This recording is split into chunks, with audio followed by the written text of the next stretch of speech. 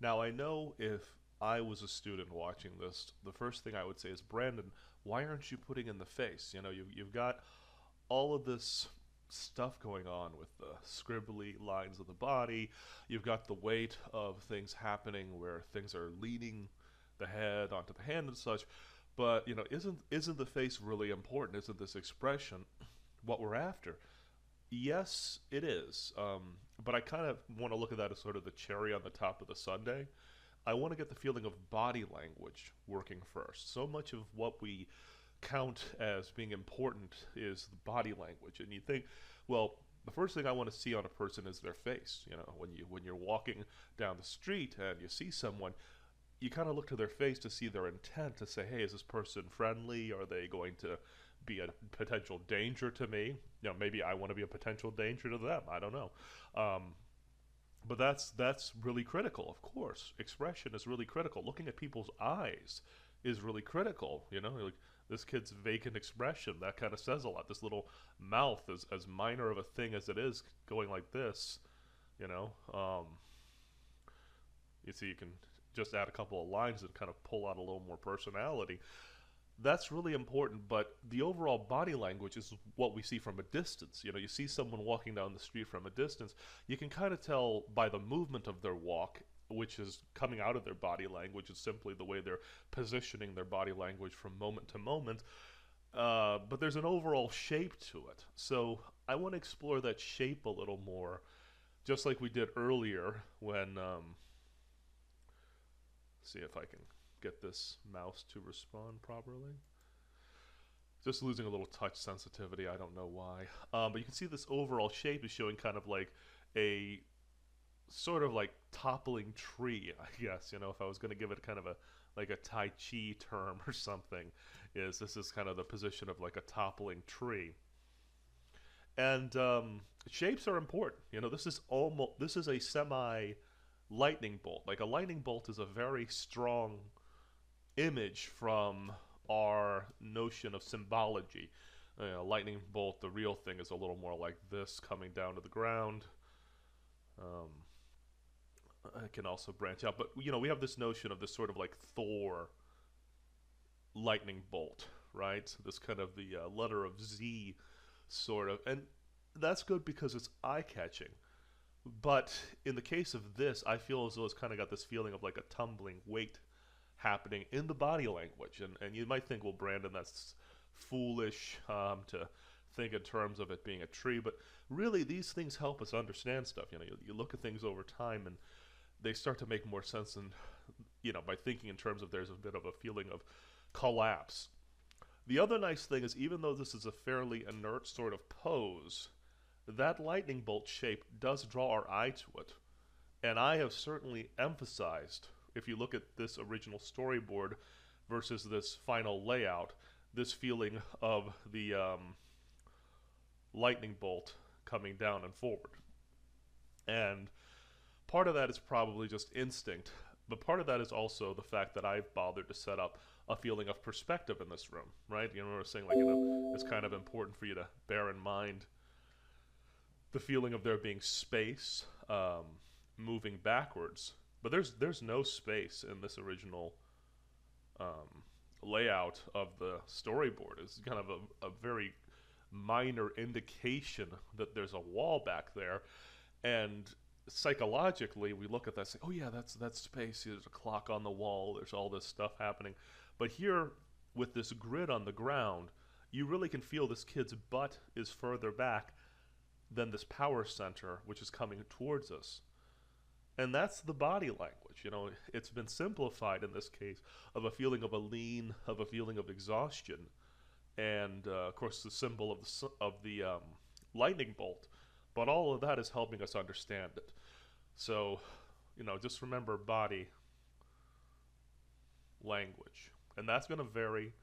Where does that come from? How do I have that knowledge? Well, part of it is years spent working as an animator, working as a storyboard artist.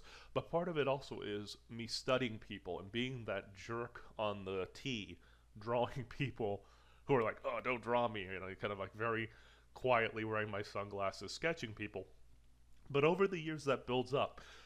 Another thing that's really critical is that you learn from your anatomy lessons that you learn in your human life drawing classes how to start constructing the body. So let's get in a little closer again. I'm going to use probably a light-ish blue. I'm going to generate that blue by choosing blue here, but then I'm going to go into the alpha channel, and all of you will learn about this more in Flash, but the alpha channel, by lowering this down, less of this is going to be visible. Again, I like to lock things down so I don't mess with what I already have. So we have an overlap where this head is overlapping the front of the chest, which is really helpful, but we're going to go ahead in and figure out the anatomy of the spine. And again, this is really going to come from figure drawing more than anything else, but I know if the weight of the head is coming down into the hand here, the spine is probably going to kind of come down around here, loop over and curve. This is behind the rib cage, and then attach into the pelvis around here. I'm not going to draw the pelvis, but that gives you an idea of how that rib cage is going to be aligned. Looking at this blue, I think it's a little intense, so I'm going to select that there and maybe pick a lighter blue, just so I'm not fighting this. Hopefully you can all see this well. So the next thing I'm going to bother with is the rib cage. I can see that the chest is coming here. I'm going to assume that this is a kid who doesn't have a lot of, like, you know, breast on the front of them because it's going to be a younger kid and a boy. So I'm going to just go in and focus on the rib cage right now. A little more circular than a human being, probably a little more rib cage than I would want, but it works for the purpose of this. So on the front of the rib cage, you have the attachment point of the clavicle. That's your what's that called? Not the breastbone. The shoulder blade. Not the shoulder blade. Collarbone. Sorry, it's like where your collar of your neck is. So the collarbone comes off of the sternum or the breastbone. So you've probably heard of the X, which is the pit of the neck. That's the front of the breastbone. You see this breastbone, I'm going to draw it back into space. Would I draw this normally on a layout? Probably not, but I'm trying to illustrate to you how this works. So from here, there's going to be the top of the shoulder, and that is the top of the, you have your humerus, your radius here in the lower part of your arm. So this here is, oh gosh, it's your upper arm. So anyways, with the upper arm at the top of it, I'm going to draw in the circle, which is going to indicate the top of that shoulder. And there's kind of a slight S-curve to the clavicle as it comes down. And so you kind of got these points. Like I said previously, you got your weight going down into this bone here, and then coming up into the shoulder. I'm just showing you a little more of the anatomy because this isn't so much of a weight-bearing limb. Now, because this is a cartoon, you can just draw in kind of a U shape connecting this part of the arm to this part. Just kind of like an energy. Some of you asked me, like, Brandon, what's a gesture?